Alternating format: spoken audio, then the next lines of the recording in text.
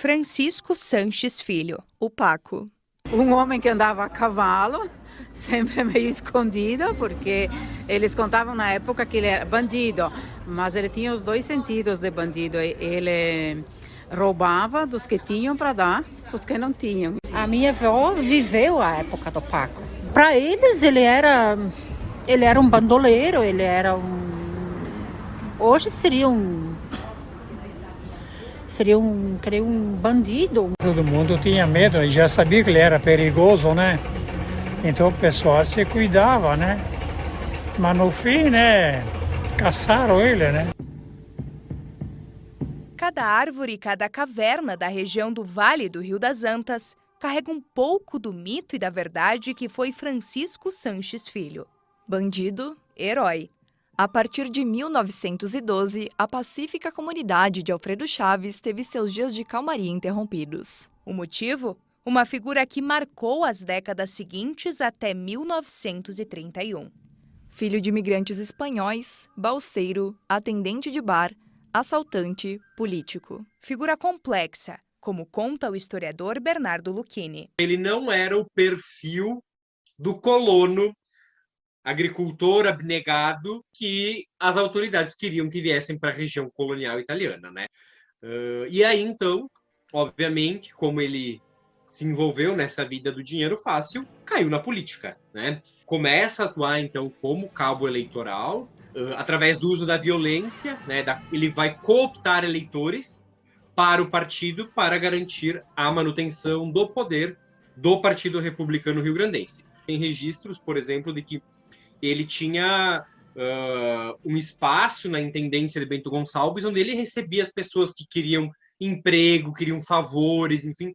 Então, ele era um agenciador político que, quando precisava também, então, se valia do uso da violência. E isso tudo, então, é que vai dar a ele muita notoriedade.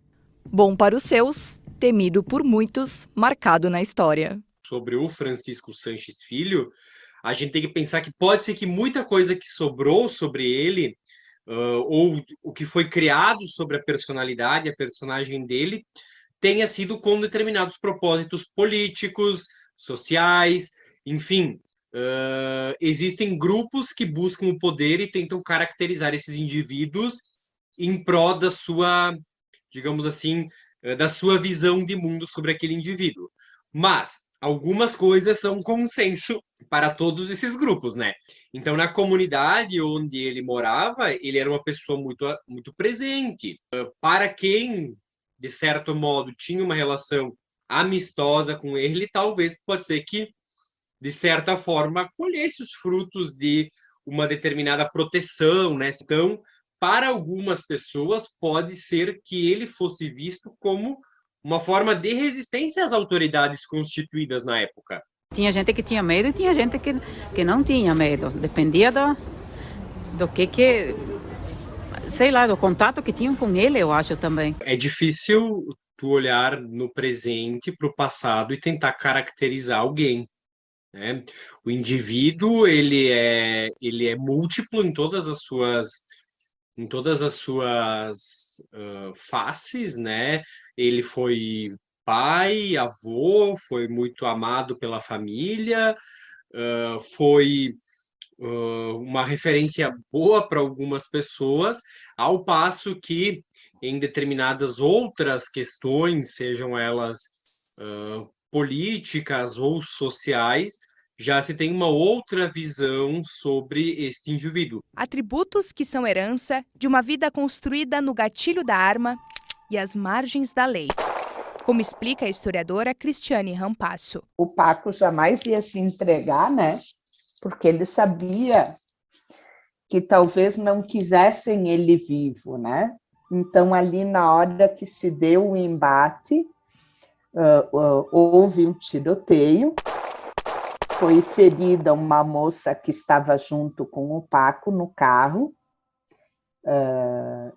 e acabou morrendo o delegado Vaz e o comandante da brigada, esse que era o Chaves. Então, são duas mortes certas e confirmadas.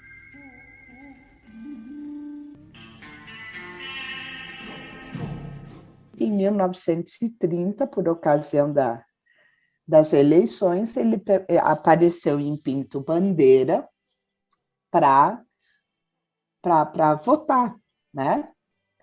E depois das eleições, ele tinha um rapaz que era um desafeto dele, e eles brigaram. É meio romanceado isso, né? Porque o Paco sabe-se que ele atirava muito bem. E esse rapaz, o nome dele era João Nunes, também dizem que era um rapaz valente e que atirava bem. Afinal, o que conta, o que se sabe é que foi lá na praça, em Pinto Bandeira, os dois descarregaram os revólveres e nenhum acertou o outro, e eles partiram para a briga corporal. Nesta briga, o rapaz, o João Nunes, pelo que se sabe, estaria levando vantagem sobre o Paco, porque ele era mais jovem também. Só que daí o Paco ele sempre levava junto, além das armas dele, uma faca na cintura, e ele teria pego essa faca e daí ele matou o João Nunes. Então, resultados são essas 3 mortes. Com as mãos sujas de sangue, Paco precisou fugir. Cavernas da região do Vale do Rio das Antas se tornaram a nova casa do foragido. Grande conhecedor da geografia complexa do território, se escondia onde nem todos conseguiam ver. Ele se escondia na gruta, que não fica muito longe lá da nossa casa. Só ouvia falar, os mais velhos que falavam, lia alguma coisa sobre ele, mas os antigos, eles tinham um monte de histórias, né? E a gente acabava ouvindo, ainda criança, a gente ouvia. Eu lembro dessa época, lia ele ainda. Lá na Pompeia, os Marini, que eu acho que eram, eu não sei se eles eram parentes, alguma coisa, e a mulher, ela tinha 7 filhos, eu acho, né? Ela fez o pão no forno, e quando ela foi para tirar o pão, não tinha mais pão. Ele tinha levado tudo. Eles imaginavam que tinha sido ele, porque não era outro, né? E naquela época ele estava escondido nas grutas, nas cavernas que ele encontrava. Ele entrou em armazém vestido de mulher, que os caras que todo mundo queria matar, ele se vestiu de mulher e falaram por isso pro cara, ó, não tem matei porque não quis. Botava os caras, a serradura das mulas ao contrário. Tu achava que ele estava indo, estava vindo. A gente tem que pensar, né, o início do século XX e uma questão todo imaginário de que, pô, tu tá ali de noite, tu vai se meter no meio de uma caverna, procurar alguém, tu sabe o que tem lá dentro, né? Então, ele talvez, que tem essa fama de valentão, destemido, para ele, ou era entrar ou era morrer, então não tinha muito o que fazer, né? Mas o Vale do Rio das Antas acaba que entra muito nessas mitologias, nessas narrativas imaginárias que são criadas sobre ele. A vida fora dos padrões atraía mais do que a perseguição policial e política. No caso de Paco, a valentia e fama de bandoleiro provocava os olhares atentos das mulheres. O resultado? Muitos filhos. O Paco tinha uma boa conversa, uma boa aparência, né? Sim, ele tinha a esposa, a Maria, que ele teve 10 filhos com ela. Ele teve uma outra companheira, que era a Olímpia, e com a Maria ele teve 10, com a Olímpia ele teve 3 filhos, tá? E essa terceira, eu não encontrei provas da existência dela. Quando ele levou um tiro ali na comunidade de Monte Ibérico, que é próxima à caverna ali, na Casa Zanetti, ele estava com uma amante que fugiu com ele por opção própria. Ela fugiu da família, certo? Quando a polícia chegou, ela podia ter se entregue, não, mas ela decidiu fugir com ele. Pode ser que até essa fama dele de viajante, de galanteador, que ele tinha mesmo, pudesse gerar o interesse das mulheres, né? Então, até hoje as pessoas, né, que estão à margem da lei têm relações afetivas com homens, mulheres, enfim, essa questão do viver à margem da lei gera, né, o interesse de muitas pessoas.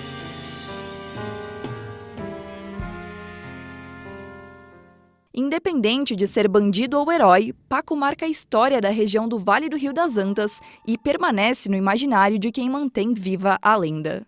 É a partir, por exemplo, de uma trajetória individual, né, uma trajetória biográfica, a gente consegue entender um sistema político inteiro, né? Então, a trajetória, né, a vida de Francisco Sanches Filho nos possibilita isso.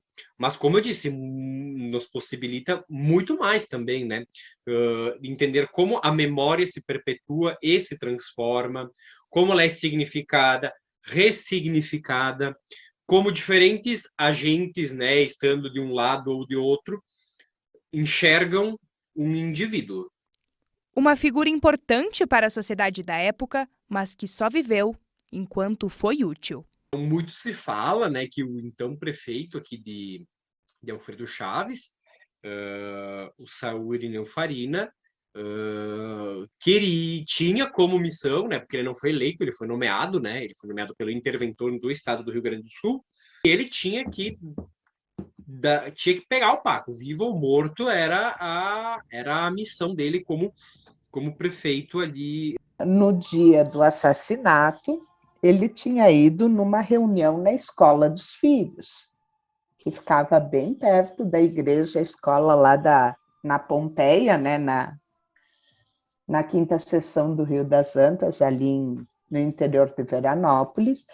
Ele foi para essa reunião, os filhos estavam juntos, estavam próximos, né?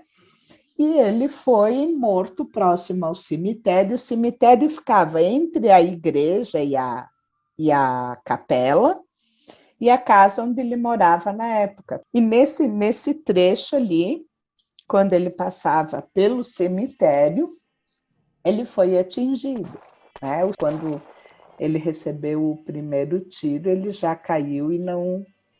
Em seguida, continuaram atirando, ele não conseguiu revidar, né? Então, sim, foi uma emboscada e foi o fim do Paco, né? E com a morte dele, muitas coisas morreram junto. Muitas informações, né? Eu acho que a morte do Paco, como eu escrevo no meu trabalho, fez muita gente dormir melhor. O porquê dele ter sido morto, a gente pode elencar N possibilidades, né? Porque ele é um indivíduo controverso. Mas a gente nunca vai saber, porque não é oficial, lá no certidão de óbito dele, diz que ele morreu de tifo. Aí é outro indício, porque tu tens um documento oficial dizendo que ele morreu de tifo. E toda uma memória constituída ao redor da ideia da emboscada. O mais provável é que seja mesmo uma queima de arquivo. Ele não era mais útil às autoridades como cabo eleitoral e ainda gerava problemas por conta do banditismo social, enfim, uma série de outras problemáticas aí que geram instabilidade e insegurança para a população.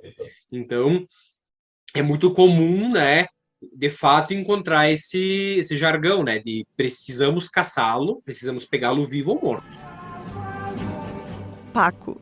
História que atravessa gerações. Legado que deixou cicatrizes e que ainda marca descendentes. É o caso de bisnetos como Volmir Sanches. E assim foi a perseguição, até que foi traído por um amigo na frente da igreja e fuzilaram ele lá. Por isso que não tem amigo. Ele foi traído por um amigo. Não se confia em amigo, porque são amigos até que convém depois. Francisco Sanches Filho. Paco. Herói. Bandido. Mito. Verdade. Figura múltipla que representa a própria contradição da sociedade e que nem a morte conseguiu apagar.